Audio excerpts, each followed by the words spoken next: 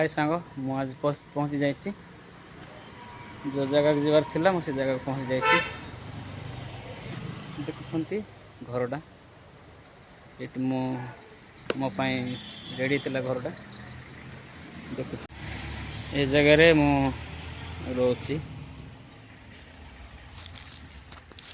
First gate देखिए दी महला घर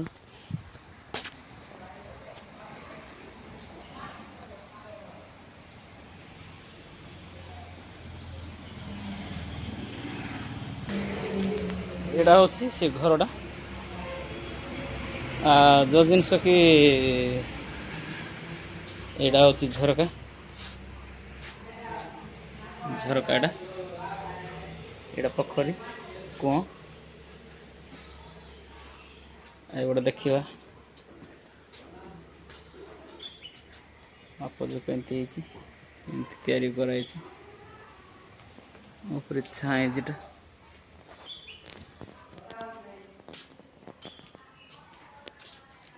ये बसियाटा एटा से घर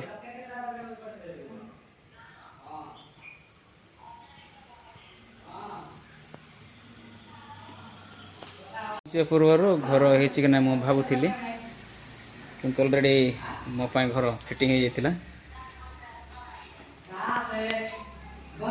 एटा हूँ बसवा जगह एटा हूँ झरका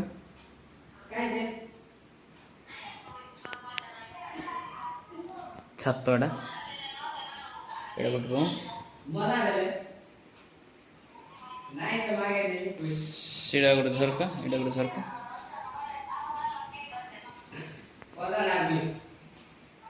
बाहर आसवाटा एटा अच्छे रूम बकरा भितर अच्छी एटा गोटे बकरा ये भी शोचती आम सांग मैंने तले मार्बल पका अच्छी एटा हूँ सीढ़ी जगह मु भाभी कि एपरी जगह मो पाई घर सजग रखाई मुझे जान नी बर्तमान पहुँच जाइए भल रूम जगह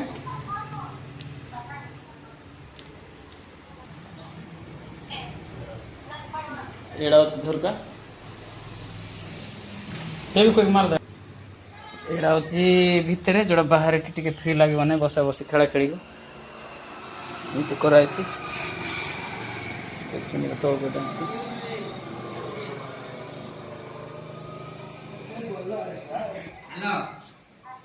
नाना ए नाना एमती बनाई एड़ा हूँ झरका और छात एमती पड़ी देखुं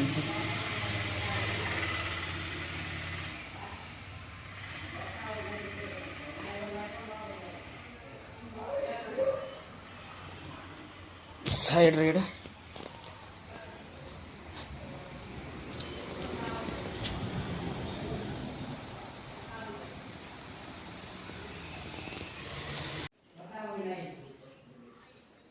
एटा हूँ से घरटा टे देख से देखा से बाड़ी कानी एटा हूँ दांड कानी जोड़ा आग कानी ये बसवे टे रेस्ट नापी ऊपर एमती कराई देखुं छात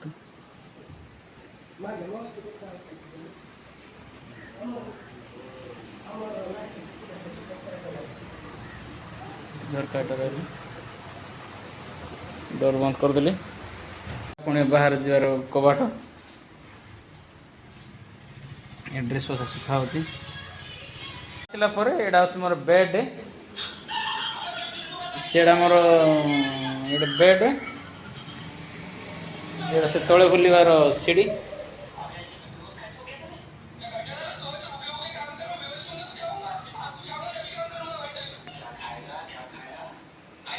एटा चार्जर आ गोटे दुखर विषय भाई ଆମେ କେବେ ଭାବିବା ନାହିଁ ମଣିଷ ଜୀବନରେ ଗୋଟେ ଗୋଟେ ପରିସ୍ଥିତି ଆସେ ଯାହାକି କିଛି ପାଇବା ପାଇଁ କିଛି ହରାଇବାର ପଡ଼ିଥାଏ। ମୁଁ ଆଜି ଫ୍ୟାମିଲି ଛାଡ଼ିକି ଏଇ ଜାଗାକୁ ମୁଁ ଆସିଛି। ମାନେ ଜାଣିପାରୁଥିବ ଆଉ ପହଞ୍ଚିଛି, ଦେଖିବି ଏରିଆ କେମିତି କ'ଣ ଅଛି, କାମ କେମିତି କ'ଣ କରିବି ସେ ବିଷୟ ନେଇକି ମୁଁ ପହଞ୍ଚିଛି। ମୁଁ ଯେତେ ଦିନ ରହିବି ଟିକେ ଭଲସେ ରହିବା ପାଇଁ ଚେଷ୍ଟା କରିବି। ଆଉ ହୁଏତ ଯଦି ଭଲ ଲାଗିଲା ନାହିଁ ମୁଁ ଅଲଗା ଜାଗା ଚେଞ୍ଜ ହେବାକୁ ଯିବି। ଆଉ ମୁଁ ଯେଉଁ ଜାଗାକୁ ଆସିଛି ସେ ଜାଗାର ଆଡ୍ରେସ୍ ମୁଁ କହିବି ନାହିଁ, ସେଇଟା ଆଉ ଗୋଟେ ଭିଡ଼ିଓରେ ମୁଁ ସେୟାର କରିବି। କିନ୍ତୁ ଜାଣି ରଖିବା ଏତେ ଦୂର ପର୍ଯ୍ୟନ୍ତ ପ୍ରଭୁ ମୋତେ ପହଞ୍ଚାଇଲେ ସୁରକ୍ଷା ଭାବରେ। ଆଉ ଯାହା ମୁଁ ଭାବିନଥିଲି ସେ ଜିନିଷ ପ୍ରଭୁ ମୋତେ ଆପେ ଯୋଗାଇଛନ୍ତି। ମୁଁ ଭାବିନଥିଲି ଯେ ମୋ ପାଇଁ ଗୋଟେ ରୁମ୍ ମିଳିବ କି କୁଡ଼ିଆ ଘର ମିଳିବ, ଏମିତି ଭାବି ନଥିଲି। ବୋଧେ ମୁଁ ଅନେକ ଲୋକ ଯାଉଛନ୍ତି ବାହାରେ, କିଏ କେଉଁ ଜାଗାରେ ରହିକି ଅସୁବିଧା ହେଉଛନ୍ତି କେମିତି କ'ଣ, ଆଉ ଯେଉଁମାନେ ଯାଇଛନ୍ତି ସେମାନେ ଜାଣିଥିବେ। ସେଇଟା ମୁଁ ଆଉ କିଛି ଅଧିକ ବର୍ଣ୍ଣନା କରିବାକୁ ଯାଉ ନାହିଁ। ପୁଣି ଏଇଭଳିଆ ସୁନ୍ଦର ଘରଟେ ମଧ୍ୟ ମୁଁ କିଛି ଦିନ ରହିବା ପାଇଁ ସୁଯୋଗ ପାଇଛି। ତ ମୁଁ କେବେ ବି ଭାବିନଥିଲି ଏମିତି ସୁଯୋଗ ମିଳିବ ବୋଲି ମିଳିଲା। ଆଉ କେତେ ଲୋକମାନେ ସ୍ୱପ୍ନରେ ଭାବିଥାନ୍ତି କିନ୍ତୁ ସତରେ ହେଇନଥାଏ, ସତରେ ଭାବିଥାନ୍ତି ସ୍ୱପ୍ନରେ ହେଇନଥାଏ। ମୁଁ କେତେ ଲୋକ ଘର ନିଜେ କରିବା ପାଇଁ ଚେଷ୍ଟା କରୁଛୁ କିନ୍ତୁ ସେଇଟା ହେଇନଥାଏ, ସ୍ୱପ୍ନରେ ହେଉଛି। ଆଉ ସେଇଭଳିଆ ଠିକ୍ ମୁଁ ଆଜି ସାଙ୍ଗମାନଙ୍କ ସହିତ ଅଛି।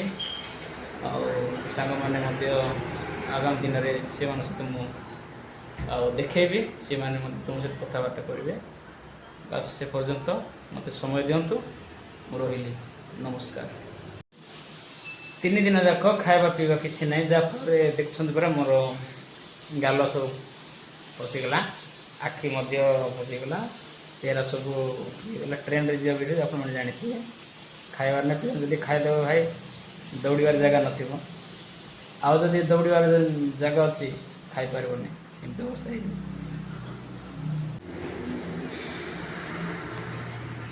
ଛାତର ପକେଇବାର ପ୍ରୋସିଜର କେମିତି କରାଯାଇଛି ଦେଖନ୍ତୁ।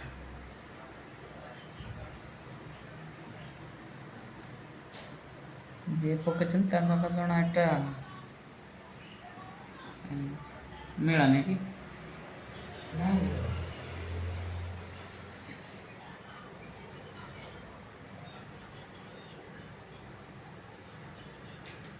ଛାତର ପକେଇବା ପ୍ରୋସିଜରଟା।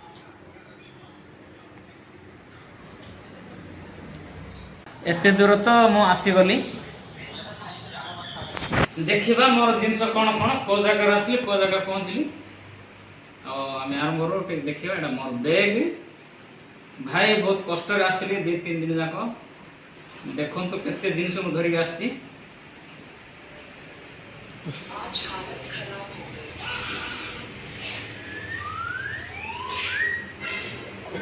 ଏଇଟା କାଗଜ, ଏଇଟାରୁ ତ୍ରିଶୂଳ କଟା ହେଲା ପ୍ରିଣ୍ଟିଂର। ତାପରେ ରାତି ଯେଉଁ ବିକଳରେ ଅଛି, ଖାଇବା ନା ପିଇବା ନାହିଁ ଭାଇ, ଖାଇଦେଲେ ପୁରା ଅବସ୍ଥା ହେଇଯାଉଛି। ଆଉ କ'ଣ କରିବୁ, ସେ ଦ୍ୱାରା କିଛି ଖାଇଲି ପିଇଲି ନାହିଁ, ସିଧା ପଳେଇ ଆସିଲି। ଆସିଲା ପରେ ଏଇଟା ଟିକଟ ହେଲା ଧନଲକ୍ଷ୍ମୀ, ଗୁମଡ଼ା ଠାରୁ ରାୟଗଡ଼ା ପର୍ଯ୍ୟନ୍ତ ଆସିଲେ ଏଇଟା ଧନଲକ୍ଷ୍ମୀ, ବାସିରେ ଆସୁ ଲକ୍ଷ୍ମୀ ବାସ ଭଳିଆ। ପୁଣି ରାୟଗଡ଼ାରୁ ଚଢ଼ିଲି ଟ୍ରେନ୍, ଆହୁରି ସେଠୁ ଏଇଟା ହେଲା ଡାଇରେକ୍ଟ ଆମ ଗାଁରୁ ଗୁଡ଼ାରୀକୁ 15 ଟଙ୍କା ଲକ୍ଷ୍ମୀ ବସ୍।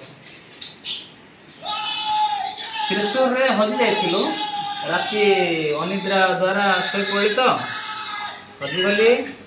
ଆଉ ଆଖି ପଡ଼ି କିନ୍ତୁ ଗୋଟେ ଆଉ ବୋର୍ଡ଼ ଦେଖିଲୁ, ସେଠି ତ୍ରିଶୂର ଲେଖା ହେଇନଥିବାରୁ ପୁନର୍ବାର ଚଢ଼ିକି ଆଉ ଗଲୁ। ସେଇଠାରୁ ତ୍ରିଶୂରକୁ ରାୟଗଡ଼ା ପହଞ୍ଚିଲୁ। ପହଞ୍ଚିଲା ପରେ ଏଇଟା ତ୍ରିଶୂରରୁ କାଟିଲୁ ଆମେ କାନୁର। ଏଇଟା ଅଛି ତ୍ରିଶୂର କାନୁର ଟ୍ରେନ୍ ଟିକଟ। ତାପରେ ଭାଇ ଅଛି ଆହୁରି ବସ୍ ଟିକଟ ମଧ୍ୟ ଅଛି। ବାସ୍ ମୁଁ ଯେତିକି ଚିନ୍ତା କଲି, ଯାହା ମୁଁ ଭାବିଥିଲି ସୁନ୍ଦର ଭାବରେ ପହଞ୍ଚିଛି, ଭଲ ଭଲରେ ପହଞ୍ଚିଛି। ଆଉ ଗୋଟେ କଥା କ'ଣ ହେଲା, ମୁଁ ଯାହା ମୁଁ ଭାବିକି ଆସିଥିଲି କାମ ବିଷୟରେ କାମ ତ ଅଲରେଡ଼ି ମିଳିଗଲା। ରହିବା ପାଇଁ ଘର ବି ମିଳିଗଲା, ଅତି ସୁନ୍ଦର ଘର ଯେଉଁଟାକି ମୁଁ ସ୍ୱପ୍ନରେ ଭାବିନି ସେଇଟା ସତରେ ମୋର ହେଇଗଲା ବେଳେ ହେଇଯାଇଛି। କିନ୍ତୁ ସତରେ ସେଇଟା ହେଇନି, କିନ୍ତୁ ସ୍ୱପ୍ନରେ ମୋର ହେଇଛି। ଆଉ ବାସ୍, ଆଉ ମୋ ସାଙ୍ଗରେ ସାଙ୍ଗସାଥିମାନେ ଅଛନ୍ତି, ବହୁତ ଭଲରେ ଯେତେ ଦିନ ରହିବୁ ସେତେ ଦିନ ପର୍ଯ୍ୟନ୍ତ ଭଲରେ କାମ ଧାମ କରିବୁ ରହିବୁ। ଆଉ ସପୋର୍ଟ କରନ୍ତୁ, ଆଉ ମୋ ଭିଡ଼ିଓକୁ ଲାଇକ୍ କରନ୍ତୁ, ସେୟାର କରନ୍ତୁ, ଯେମିତିକି ଆଗାମୀ ଦିନରେ ଆଉ ନୂଆ ନୂଆ ଭିଡ଼ିଓ ତୁମ ପାଖକୁ ମୁଁ ପହଞ୍ଚେଇବି।